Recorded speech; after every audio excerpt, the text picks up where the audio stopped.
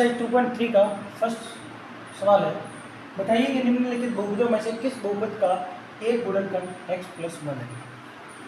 तो आपको पता ही होगा गुणनखंड प्रमेय, इसकी पिछली वीडियो में मैंने गुणनखंड प्रमेय बताया था। तो आपको बताया था कि गुणनखंड प्रमेय जब कोई एक गुणनखंड किसी बहुपद का गुणनखंड होता है, कोई संख्या या कोई पद किसी बहुपद का गुणनखंड कब होगा, जब उसका मान क्या आता है, शून्य आता है। शून्य अगर अपने पास उत्तर आता है तो अपन कहेंगे कि वो उसका गुणनखंड होगा। तो अपने पास दो बहुपद है, एक ये बहुपद है, एक ये बहुपद है। टोटल इसके 4 सवाल थे, जिसमें से 2 सवाल या मैं करा रहा हूँ वर्ड पर। इसमें से ये अपन को पूछ रहा है कि x+1 क्या है, इसका बहुपद है।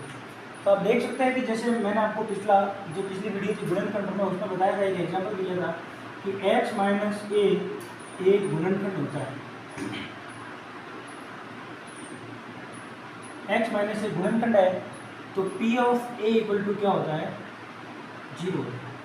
P of a equal to क्या होता है, 0। एक और एग्जाम्पल दिया था कि x - 2 या x+2 एक गुणनखंड है तो P ऑफ -2 क्या होगा, 0 होगा। P ऑफ -2 क्या होगा, 0 होगा। तो वो अपन यहाँ पे करेंगे कि अपने पास यहाँ x - a की जगह अपन को ये बताना है कि x+1 इस पूरे बहुपद और इस बहुपद का गुणनखंड है या नहीं है। ये क्या है, अपने पास x+1 है, x+1 को प्रूव करना है कि x+1 इस बहुपद का गुणनखंड है या नहीं। तो इसका मतलब क्या हो गया, अगर P ऑफ -1 इक्वल टू 0 हो जाए अपने पास, जैसे यहाँ पर देख सकते हैं x+1 एक गुणनखंड है तो P ऑफ 2 क्या होगा, 0 होगा। तो वही है कि अगर x+1, पहले प्रश्न की बात करते हैं, अगर x+1 इस पूरे बहुपद का क्या है, गुणनखंड है, तो P ऑफ -1 क्या होगा, इक्वल टू 0 होगा। अभी P ऑफ -1 इस गुणनखंड प्रमेय से है। तो गुणनखंड प्रमेय का मैंने आपको बताया था कि गुणनखंड प्रमेय का यूज क्या होता है, तो यहाँ पर गुणनखंड प्रमेय का यूज होता है, ये अपन देख सकते हैं। सीधा आंसर। अब इसको हल कैसे करना है, तो सबसे पहले अपन ये जो x+1 है इसको कर देंगे 0 के इक्वल। इसको क्या कर देंगे, 0 के इक्वल कर देंगे। ये जो x+1 देगा इसको, इससे अपने पास x की वैल्यू आएगी, प्लस का उधर पक्षांतरण हो जाएगा, x की वैल्यू आएगी -1। अब ये -1 यहाँ पे बहुपद के अंदर जहाँ जहाँ पर भी अपना x है वहाँ पे रखेंगे, तो अपन देखेंगे कि -1 रखने पे P ऑफ -1 की वैल्यू क्या आती है, 0 आती है। 0 आएगी तो गुणनखंड होगा, अगर नहीं आएगी तो गुणनखंड नहीं होगा। तो मान रखते हैं अपने पास बहुपद है ये x³ plus x² plus x+1। यहाँ पे x की जगह x का मान रखना -1, तो -1 की पावर 3 हो जाएगी। यहाँ x की जगह x का मान रखेंगे -1 का स्क्वायर प्लस यहाँ x आ रहा था, x का मान रखेंगे -1 प्लस 1। जहाँ जहाँ पर भी x था उस x को हटा के मैंने x का मान क्या रख दिया, यहाँ से -1। अब यहाँ पे अपन क्या कर सकते हैं, -1 की घात 3 है तो 3 बार गुणा करेंगे, -1 इंटू -1 इंटू -1। इस पूरे को क्या कर देंगे, ब्रैकेट में बंद कर देंगे, प्लस यहाँ -1 की घात 2 है तो -1 को 2 बार लिखेंगे। यहाँ पे प्लस और माइनस का गुणा होगा, -1 हो जाएगा, पीछे वाला +1 ऐसे का ऐसे। अब यहाँ पे माइनस कितनी बार आ रहा है, 3 बार, 1 2 और 3, तो तीनों माइनसों का गुणा होगा तो -1 ही रहेगा। 1 का 3 बार गुणा करेंगे 1 ही होगा। -3 बार आता है, 5 बार आता है, 7 बार आता है, विषम संख्या बार आता है तो माइनस ही रहेगा। माइनस अगर 2 बार आता है, 4 बार आता है, सम संख्या बार आता है तो माइनस को प्लस करेंगे। जैसे यहाँ पर माइनस कितनी बार आ रहा है, क्योंकि 2 बार आ रहा है, ये प्लस ऐसे का ऐसे रहेगा और माइनस का हो जाएगा, प्लस का 1 हो जाएगा, फिर -1 प्लस 1। तो आप देख सकते हैं ये -1 से प्लस का 1 कट जाएगा, ये -1 से प्लस का 1 कट जाएगा, तो क्या हो गया, ये 0 हो गया। इसका मतलब क्या हो गया, P ऑफ -1 इसका गुणनखंड है। P ऑफ -1 इक्वल टू 0 आ रहा है, P ऑफ -1 इक्वल टू 0 है, इसलिए मैं लिखेंगे कि ये क्या है, इसका गुणनखंड है। नेक्स्ट दूसरे सवाल को अपन करते हैं, तो दूसरे सवाल में भी यही होगा, x+1 गुणनखंड को प्रूव करना, तो वही हो जाएगा P ऑफ -1 इक्वल टू किसके होगा, 0 के बराबर होगा। अगर गुणनखंड है तो P ऑफ -1 बराबर 0 होगा। अब आपको ये करने की जरूरत नहीं है कि x+1 इक्वल टू 0, ये x बराबर -1। अगर आप ये भी नहीं करोगे तो सीधा आप लिख सकते हैं, अगर ये प्रोसेस नहीं करोगे तो आप सीधा लिख सकते हैं कि यदि x+1 पी एक्स यानी ये अपना बहुपद पी एक्स का गुणनखंड है, तो क्या होगा आपका, ये +1 है तो यहाँ पे आ जाएगा पी ऑफ -1 इक्वल टू क्या हो जाएगा, 0 हो जाएगा। ये है गुणनखंड प्रमेय का उपयोग। ये सब नहीं लिखोगे तो चलेगा, सीधी एक लाइन लिखनी है और सॉल्व करना है। अपने पास बहुपद है ये x² माइनस x की power cube minus x² minus bracket 2 plus √2 bracket x plus √2। यहाँ पे x का मान क्या रखेंगे अपन, -1 रखेंगे, जो यहाँ से भी देख सकते हैं आप -1 आ चुका है, और ये अपन को p ऑफ -1 इक्वल टू 0 करना है, तो x की वैल्यू क्या रखनी है यहाँ पे -1 रखेंगे। तो -1 की पावर क्यूब माइनस -1 का स्क्वायर, यहाँ पे एक बार एक काम करते हैं, इसको पहले इसको खोल देते हैं, तो x की घात 3 या सीधा मान रखते हैं यहाँ पे -1 की घात 3 माइनस या x है तो x -1 का स्क्वायर माइनस ब्रैकेट 2 प्लस √2 या x है तो x का मान -1 कर दिया प्लस आ गया √2। अब यहाँ पे -1 को 3 बार लिखेंगे, -1 इंटू -1 इंटू -1, 3 घात इसलिए 3 बार लिख दिया, माइनस यहाँ पे -1 की घात 2 है तो -1 को 2 बार लिखेंगे। अब यहाँ पे इन तीनों का करना है गुणा, तो -1 और माइनस का गुणा हो जाएगा प्लस हो जाएगा, और 1 का गुणा इन दोनों के साथ करेंगे तो ये 2 प्लस √2 ही आएगा। ये ब्रैकेट खोल देते एक बार, इसको गुणा कर दिया तो ब्रैकेट खुल जाएगा, प्लस ये √2। यहाँ पर वापस से देख सकते हैं ये माइनस है, माइनस और माइनस का गुणा करेंगे तो क्या हो जाएगा, प्लस हो जाएगा, और 1 का गुणा 2 के साथ 2 आएगा, 1 का गुणा √2 के साथ 2 आएगा, और माइनस √2 अच्छे खास रह जाएगा।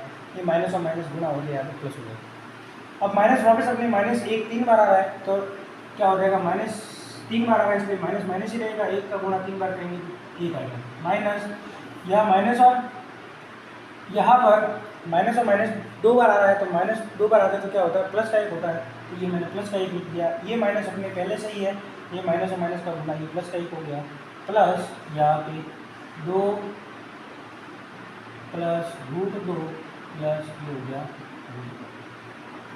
ये -1 और -1 जुड़ के -2 हो जाएगा, प्लस 2 प्लस ये √2 प्लस √2 प्लस 1 से ये -1 कट जाएगा, तो अपने पास 2 और √2 और √2 जुड़ के हो जाएगा 2 √2।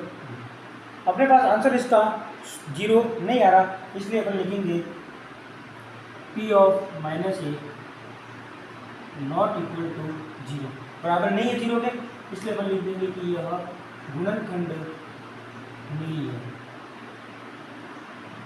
ये गुणनखंड नहीं है, क्योंकि इस स्थिति में अपने उत्तर 0 आ रहा था, इसलिए अपन ने लिख दिया p ऑफ -1 गुणनखंड है। इस स्थिति में अपने पास उत्तर 2 √2 आ रहा है, 0 नहीं आ रहा है, इसलिए अपन लिखा गुणनखंड नहीं है। अपन को ये बताना था कि किस बहुपद का गुणनखंड है, तो इस बहुपद का गुणनखंड है, इस बहुपद का गुणनखंड नहीं है। अब अपने प्रश्न संख्या 2 प्रश्न है, गुणनखंड प्रमेय लागू करके बताइए निम्नलिखित स्थितियों में gx px का गुणनखंड है या नहीं। अपन को बताना है कि gx है वो px का गुणनखंड है या नहीं। तो पिछले सवाल में जो आपके क्वेश्चन नंबर 1 के अंदर x+1 बताना था कि x+1 बहुपद का गुणनखंड है या नहीं है, तो अब यहाँ x+1 की जगह gx आ गया, यानी पिछले सवाल में जो आपका x+1 था वो ही इस सवाल में क्या बन गया है, gx बन गया है। तो ये आपको gx सामने दे रखा है। पिछले सवाल में एक ही बताना, एक ही x+1 को ही बताना था, इन सवालों में 3 सवालों में तीनों में अलग अलग gx दे रखा है, तीनों को अलग अलग बताना।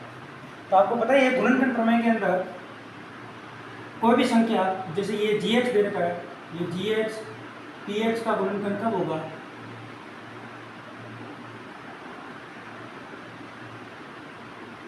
gx px का गुणनखंड कब होगा, जब क्या हो जाएगा आपके पास ये p ऑफ -1 इक्वल टू किसके बराबर होगा, 0 के बराबर।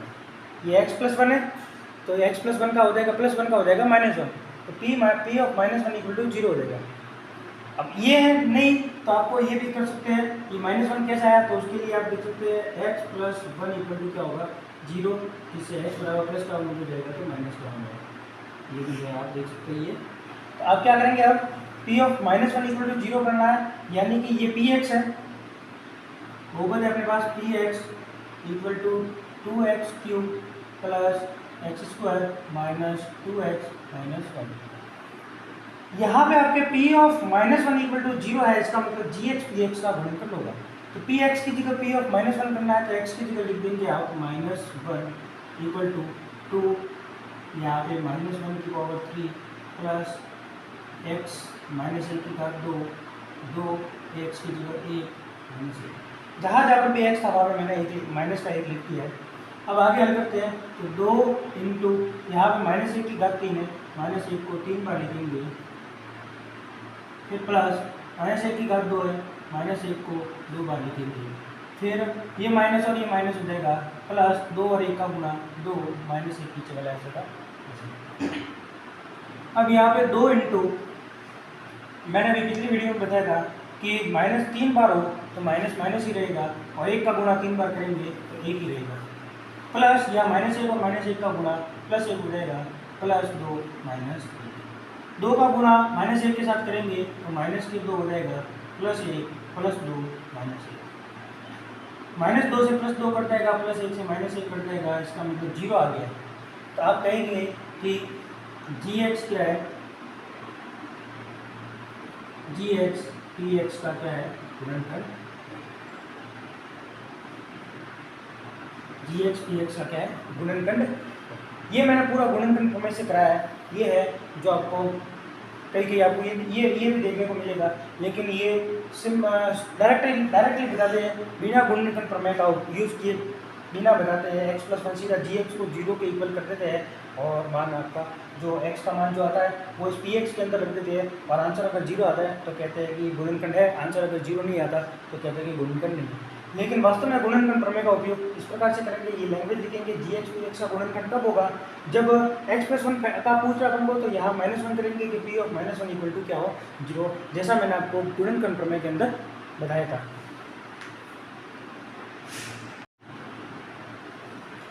अब नेक्स्ट इसका प्रश्न संख्या है 2, पी एक्स बहुपद दे रखा है, पी एक्स का मतलब है बहुपद, ये बहुपद है और ये जी एक्स है, ये बताना है। तो अब आप यहाँ देख सकते हैं कि ये जी एक्स का मान x+2 है, तो जब जी एक्स x+2 है, ये देख सकते हैं आप गुणनखंड प्रमेय के अंदर मैंने क्या बताया था, x माइनस ए गुणनखंड है, यानी अगर जी एक्स x माइनस ए है तो p ऑफ a का मान क्या होगा 0 होगा। तो यहाँ पे क्या है x+2 इसका गुणनखंड है, अगर तो क्या होगा ये +2 है, तो p ऑफ -2 इक्वल टू क्या होगा 0 के बराबर होगा। इसीलिए लाइन लिख देंगे जी एक्स पी एक्स का गुणनखंड होगा कब, जब आपके पास यहाँ +2 है तो इसका मतलब p of -2, p of -2 equal to क्या होगा 0 के बराबर होगा। तो यानी यहाँ इस पूरे बहुपद में अपन को क्या रखना है, -2 रखना है, -2 रखने पर अगर इस पूरे बहुपद का मान 0 आ जाता है तो अपन कहेंगे कि ये गुणनखंड है, 0 नहीं आता तो अपन कहेंगे गुणनखंड नहीं है। तो हल करते हैं, ये मैं बहुपद लिख देता हूँ, पी एक्स बराबर है x³ plus 3x² plus 3x plus 1, x की जगह रखना -2, तो ये हो गया p ऑफ -2 इक्वल टू -2 की घात 3 प्लस 3 इंटू -2 का square plus 3 into -2 plus 1। p of -2 इसको हल करते हैं, -2 की घात 3 है तो -2 को 3 बार लिखेंगे, 1 2 और ये 3 बार, फिर है प्लस 3, -2 की घात 2 है तो -2 को 2 बार लिखेंगे, ये 1 और ये 2 बार, ये प्लस और माइनस का गुना हो जाएगा, -3 और 2 का गुना करेंगे 6 प्लस 1। अब हो गया p ऑफ -2 इक्वल टू, यहाँ -3 बार आ रहा है, 3 बार माइनस माइनस ही रहेगा, 2 का 2 के साथ गुना 4, 2 दूनी 4, 4 दूनी माइनस का हो जाएगा, प्लस 3 इंटू -2 बार आ रहा है तो माइनस माइनस प्लस हो जाएगा, 2 और 2 का गुना करेंगे तो 4, पीछे -6 प्लस 1 बचेगा ऐसा। p of -2 equal to -8 plus 3 और 4 का गुना 12 -6 प्लस 1। अब आगे करते हैं, p ऑफ -2 इक्वल टू, यहाँ पे -8 और -6 को जोड़ देंगे तो -14 प्लस 12 और 1 को जोड़ेंगे तो हो जाएगा 13। तो p ऑफ -2 इक्वल टू हो जाएगा 14 में से 1 जाएगा, 14 में से 13 जाएगा, माइनस का 1 बचेगा, माइनस का 1 बचेगा। तो यहाँ पे आपके पास -1, यहाँ पे आपके माइनस का 1 आ रहा था, तो यहाँ पे आपके 0 नहीं आ रहा, तो माइनस का 1 आ रहा है, इसलिए आप कहेंगे कि gx है वो px का गुणनखंड नहीं है। तो लिख देंगे यहाँ पे p of -2 not equal to 0, 0 के बराबर नहीं है, अतः जो gx है आपका वो px का गुणनखंड नहीं है, px का गुणनखंड नहीं है। कई बार आपको ये पूरा गुणनखंड प्रमेय का यूज करके हुआ आपका, सीधा डायरेक्ट गुणनखंड प्रमेय का यूज करके डायरेक्टली हुआ। कई बार आपको इस प्रकार से कराया जाता है कि सीधा जब ये बताना होगा कि gx px का गुणनखंड है या नहीं है, तो सीधा gx को 0 के बराबर कर देते हैं, gx बराबर 0 कर लेते हैं, gx का मान लिखते हैं x + 1 बराबर 0, तो x बराबर हो जाता है -का। तो यहाँ पे gx = 0 ही क्यों आता है? ये कई बार मन के अंदर, दिमाग के अंदर प्रश्न भी आता होगा कि gx के बराबर 0 ही क्यों लिखते हैं, 0 के अलावा और कोई मान क्यों नहीं होता? क्योंकि ये तो आपको पूरा पता चल गया होगा कि गुणनखंड है, तो गुणनखंड प्रमेय से अगर x + 2 गुणनखंड है तो गुणनखंड प्रमेय से p ऑफ -2 = 0 होगा। यह है गुणनखंड प्रमेय का उपयोग से। जो गुणनखंड प्रमेय की मैंने इस चैनल पे वीडियो बना चुका हूँ मैं, तो आप देख सकते हैं, इससे की ऊपर वाली वीडियो आएगी, प्लेलिस्ट में जाएंगे आप तो देखेंगे। तो गुणनखंड प्रमेय से मैं आपको बता देता हूँ, वापस एक बार देखेंगे कि ये पूरा गुणनखंड प्रमेय के उपयोग से हुआ है। कैसे कि गुणनखंड प्रमेय क्या कहती है कि अगर आपका x + 2 px का गुणनखंड है, इसका मतलब यहाँ पे +2 आ रहा है, तो p ऑफ -2 = क्या होगा, 0 होगा।